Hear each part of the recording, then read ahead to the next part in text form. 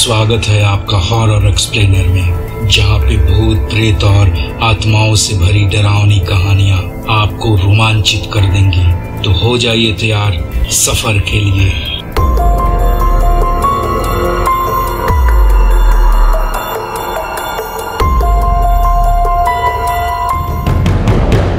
दोस्तों, अब तक न जाने आपने कितने किस्से और कहानियां सुनी होंगी भूतिया हवेलियों के बारे में, मगर वहां कोई जिंदा रहता था, ये बात शायद ही सुना होगा आपने।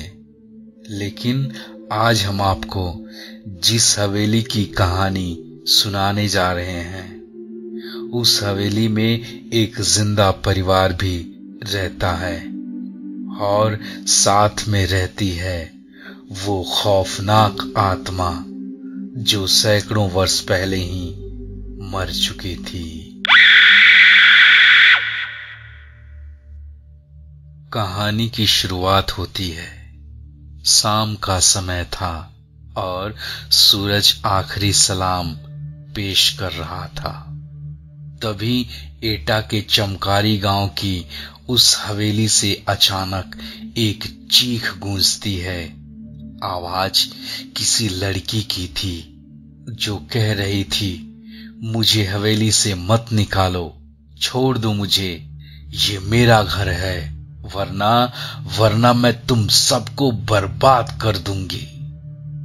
कोई कुछ समझ पाता कि इससे पहले एक और चीख गूंजती है, मगर इस बार चीख में मौत की तकलीफ भी घुली हुई थी, जो पानी पानी कराहने के आवाज के साथ वो लड़की पानी मांग रही थी।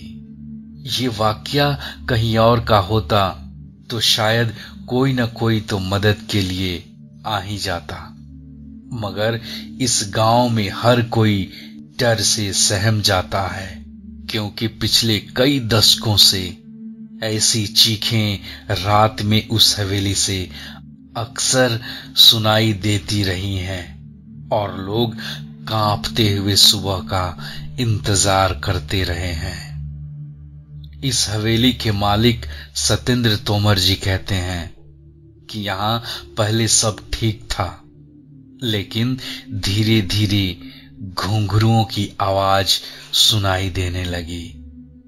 साथ ही साथ नाचने की भी आवाजें आती रहीं। ऐसे ही तरह तरह की प्रॉब्लम्स क्रिएट होती चली गईं। कई बार तांत्रिकों को भी बुलाया, मगर कोई फायदा नहीं हुआ।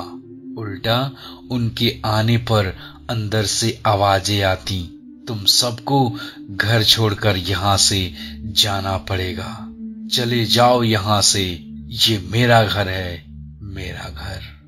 हम लोग खौफ के साए में जीने लगे। शुरू में तो सवाल ये भी था कि आखिर कौन है ये लड़की और इसका इस घर से क्या रिश्ता है, क्योंकि दिन ढलते ही इस हवेली के पास से होकर गुजरने वाले रास्तों पर कब्रिस्तान सा सन्नाटा पसर जाता है और एक अजीब अनमनी सी लड़की इस हवेली में भटकती दिखाई देती है। कभी झरोखों से झांकती तो कभी हवेली की छत से टकटकी लगाए दूर किसी मुसाफिर का इंतजार करती। जिसने उसे गौर से देखा है वो बताते हैं कि उसकी नजरें बर्छी की तरह कलेजे को चीर देती हैं। मगर कुछ लोग ये भी कहते हैं कि कभी इन्हीं नजरों के दीवाने थे लोग। वो जहां खड़ी होती थी उसी के आसपास खड़े होकर लोग उसका दीदार करना चाहते थे। जिस घर में वो रहती थी उसकी खिड़की पर लोगों की नजरें टकटकी लगाए इंतजार करती थीं कि कब खिड़की खुले और उसका दीदार हो जाए।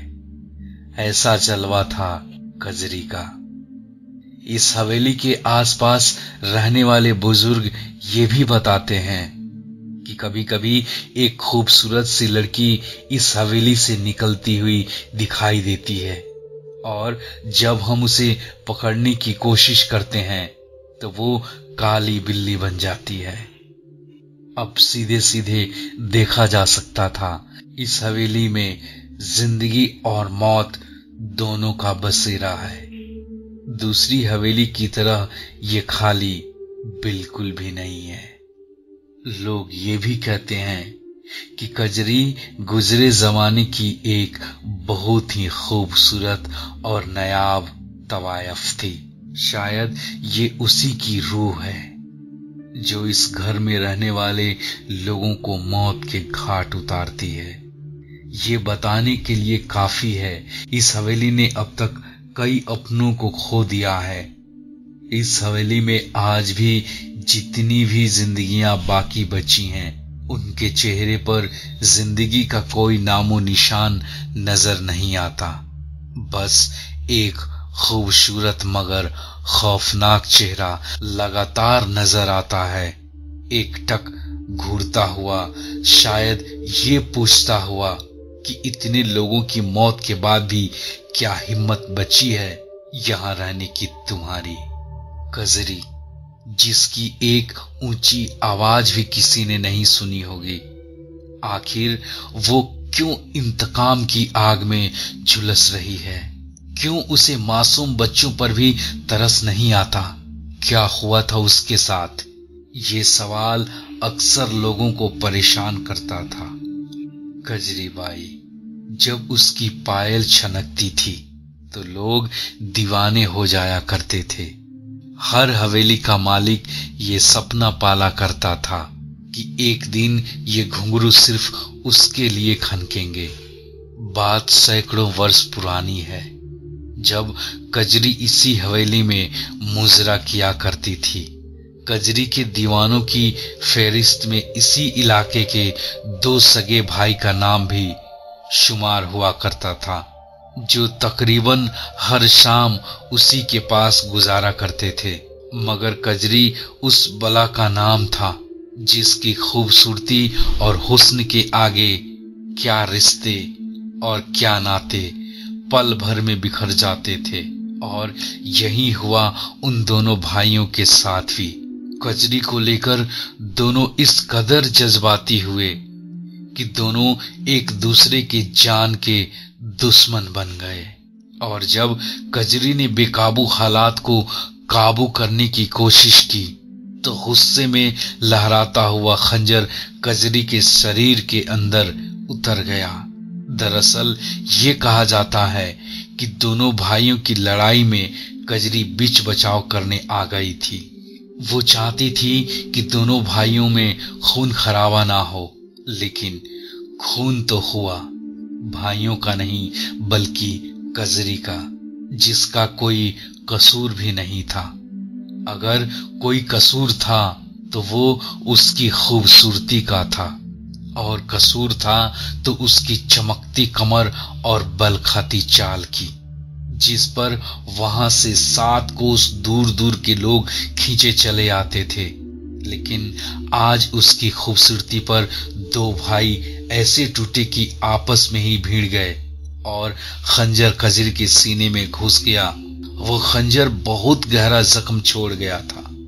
जिंदगी की सांसें उसकी टूटी हुई पायल की घुंघरुओं की तरह बिखरती जा रही थी। मौत दस्तक दे चुकी थी। और फिर कजरी के साथ ही नाच गाना मस्ती ठिठोली सब कुछ खत्म हो गया, और ये मौत इस हवेली पर बहुत ही भारी पड़ने वाला था। वक्त बीतता गया मगर उसकी यादें कभी धुंधली नहीं पड़ी, और पड़ती भी कैसे, क्योंकि कजरी ने इस हवेली को कभी छोड़ा ही नहीं था। कहने वाले तो ये भी कहते हैं कि वो आज भी लोगों को नजर आती है, मगर गाती गुनगुनाती नहीं, बदहवास घूमती हुई, शायद याद करती हुई उन सुनहरे दिनों की, जब एक महफिल उठती नहीं कि दूसरी सजाने के लिए बेताब लोग वहां पहुंच जाया करते थे। फर्क सिर्फ इतना है कि 100 साल पहले इन सीढ़ियों से निकला हर एक कदम मस्ती में झूमता हुआ निकलता था, मगर आज यहां से लाशें निकलती हैं। हालांकि इस हवेली को बचाने की जिम्मेदारी सत्येंद्र पर ही है। वो एक पढ़े लिखे इंसान है और इससे पहले वो भूत प्रेत जैसी बातों को नहीं मानते थे, मगर आज जब वो अपने परिवार पर नजर दौड़ाते हैं तो हर रिश्ता अधूरा नजर आता है। वो जिंदा है मगर पत्नी नहीं रही, कोई बच्चा जिंदा है तो मां मर चुकी है, भाभी है तो भाई जान गंवा चुका है। यही वजह है कि आज इस हवेली में किसी के चेहरे पर रौनक नजर नहीं आती, और आती भी कैसे, क्योंकि घर ने उन्हें कभी अपनाया ही नहीं, अलबत्ता छीना जरूर है उनसे तमाम अपनों को। दोस्तों, कजरी का सच क्या है ये तो हम सच सच नहीं कह सकते। हाँ, इतना जरूर कह सकते हैं कि यहाँ रहने वाले पहले और अभी के परिवारों में बेहिसाब और बेवजह मौतें हुई हैं, और अगर ये सब कुछ इत्तेफाक है तो यकीनन ये बहुत ही भयानक और खौफनाक इत्तेफाक है। दोस्तों, अगर ये कहानी आपको जरा से भी अच्छी लगी हो तो प्लीज इसे लाइक करें, शेयर करें, और हाँ, अगर अब तक आपने हमारे चैनल को सब्सक्राइब नहीं किया है तो प्लीज हमारे चैनल को सब्सक्राइब करें और थोड़ा सा सपोर्ट हमें भी करें। तो मिलते हैं आपसे एक और नई कहानी के साथ, तब तक के लिए जय हिंद, वंदे मातरम।